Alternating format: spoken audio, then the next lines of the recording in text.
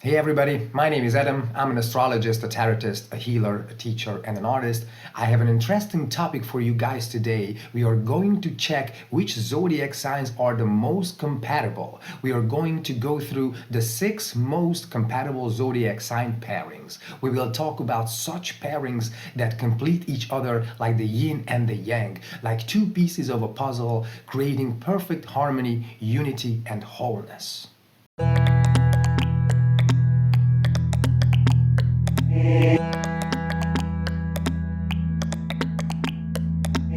We will talk about such pairings that complete each other so well, can teach each other and learn from each other the things they are supposed to, as these signs represent opposite directions, but they are complementary. So these signs could harmonize their beings with the help of their counterpart, as they have the attributes the other one lacks and vice versa.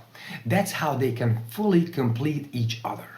Although it is very important to know that you are not just one sign, this video is not about two individuals but about the energies and the archetypes these signs represent. So don't jump to conclusion as for your relationships, as you are not just one sign but at least 3.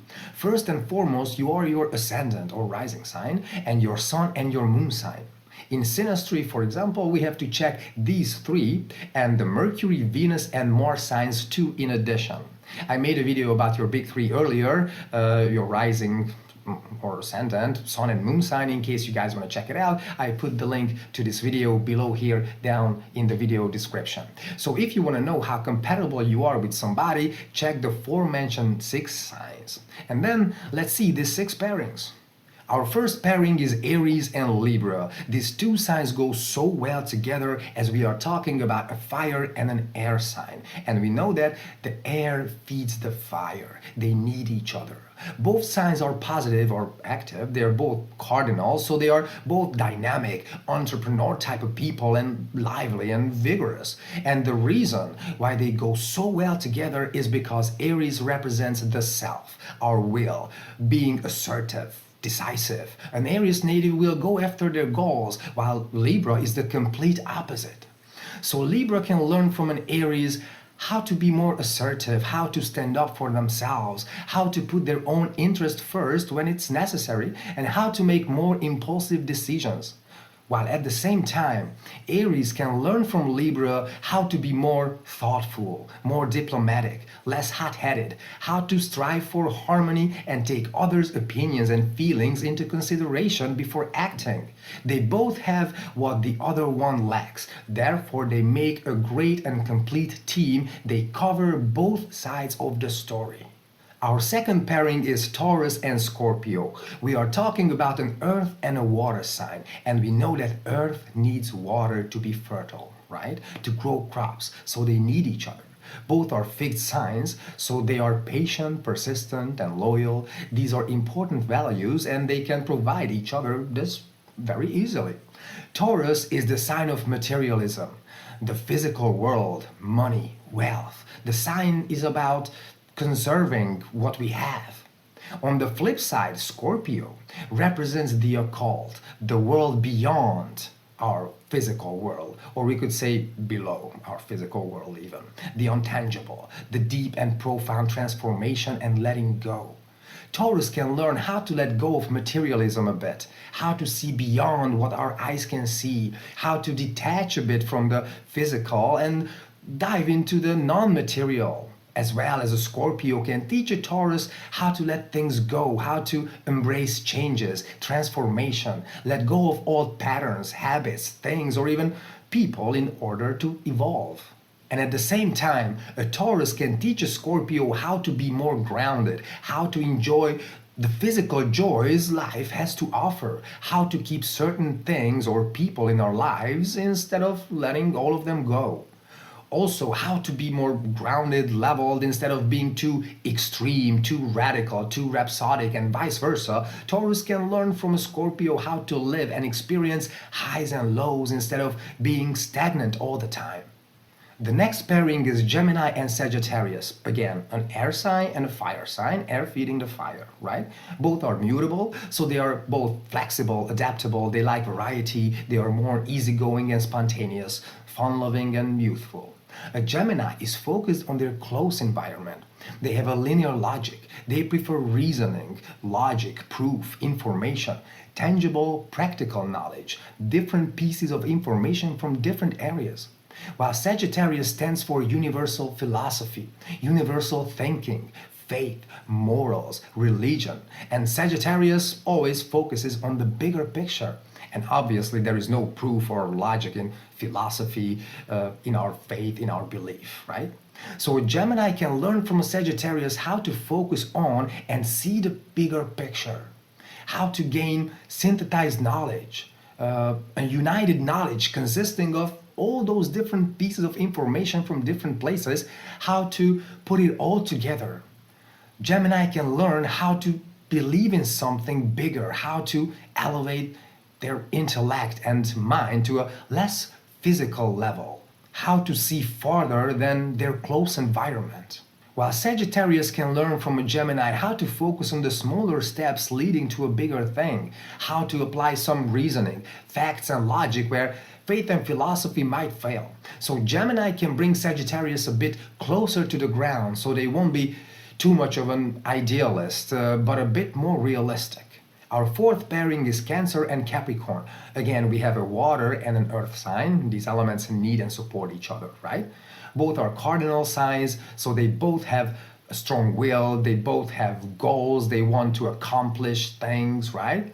Cancer is the mother archetype. It's about home, family, feelings, emotions, empathy, caring and nurturing. While Capricorn stands for the opposite. It is the father archetype, focused on career, success, money, work, responsibilities, control. And Capricorns are not too comfortable with bringing up their emotions to the surface and sharing them. They are a bit more serious, a bit colder from this aspect. So Cancer can learn from a Capricorn how to be tough, how to go after what you want, how to build your status, career, how not to let your emotions come in the way, how not to be overly sensitive and put our feelings aside when a situation requires so. While Capricorn can learn from Cancer how to be more gentle, how to express and talk about their emotions, how to bring out their softer side, how to build emotional trust in the other person. A Cancer can teach them that in certain situations, we have to listen to our gut feelings, our emotions, our intuitions, rather than considering only stone cold facts. How to get in touch with our emotional self and our subconscious mind, how to show caring for others without the fear of being betrayed or exposed. The next pairing on our list is a Leo and Aquarius. Here we have a fire and an air sign again, and now we know these elements are absolutely complementary. They are both fixed signs as well, so they share this type of approach and mentality as well. It is a great base for cooperation. Leo is the sign of ego, leadership, rulership, fun, creative self-expression, the reproduction of the self. And this sign is about doing what makes you happy, doing what's good for you. On the other hand, Aquarius is the sign of community, community spirit, community thinking, anarchy, where there is no leader, but the people lead themselves. This sign is about elevated social ideas, elevated common goals, and about doing what is good for your community, doing what's beneficial for others as well. So a Leo can learn from an Aquarius how to ease up on the ego a bit and focus on the community, on common goals, to do whatever is beneficial for the whole community rather than just doing something that only entertains us, right? How to develop a community spirit, how to cooperate and strive for common goals, while an Aquarius can learn from a Leo how to be more of an individualist at certain times, how to have fun, let go and just enjoy life and what it has to offer, how to be proud of yourself, of your achievements, and how to take a leader role if a situation requires so. A Leo can teach them that besides common goals, you need to have some individual goals as well for your own personal evolution.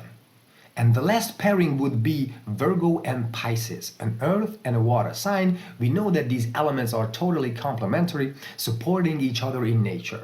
These are two mutable signs, so they have some common ground concerning this aspect as well, and they are both healer signs. Virgo is the sign of order, logic, analytical thinking, work, obligations, systemizing and examining the material. It is a grounded sign, rather practical and very realistic. While Pisces represents chaos, the metaphysical, higher dimensions, universal oneness, deep emotions, spirituality, fantasies, dreams, empathy, and being artistic. Therefore, a Virgo can learn from a Pisces how to let things go a bit and not to try to control things in your life too much, but rather flow with the stream a little bit. To trust in the universe, to see beyond the physical, to have empathy and openness towards others, how to ease up a little bit in the everydays and not to worry over every single thing. Pisces can turn the logical, practical, grounded Virgo to spirituality and transcendence. A Virgo can learn how to tap into their emotions, how to pay attention, heal and harmonize the soul too, not only the physical body. While a Virgo can teach a Pisces how to be a bit more realistic, to have both feet on the ground instead of fantasizing about unrealistic things, goals or dreams, how to be more present and how to maneuver in the physical aspects of life. A Virgo can teach them some discipline, a more analytical and critical thinking, so they can actually realize things in the material world instead of just doing things in their heads, so to speak. And they won't be overly naive. A Virgo can teach a Pisces that they do have a physical body, they do live in a physical world. In order to survive and prosper, we need to pay attention to these aspects too, even if it's uncomfortable for us. We need to take care of our body too. They can teach Pisces some structure, a routine, so they won't have chaos around them and will not be running away from problems all the time, so they can be a bit grounded in this world. That would be all. I hope you guys enjoyed today's video. Subscribe for more content if you would like to. For personal horoscope or tarot readings, you can reach out to me on the links below in the video description. Or if you would like to learn astrology in a practical way with ready-to-use knowledge, please consider joining me on Patreon, as I'm uploading a whole astrology video course as exclusive content. Thank you very much for watching. I really appreciate your time. Take care, guys. Bye.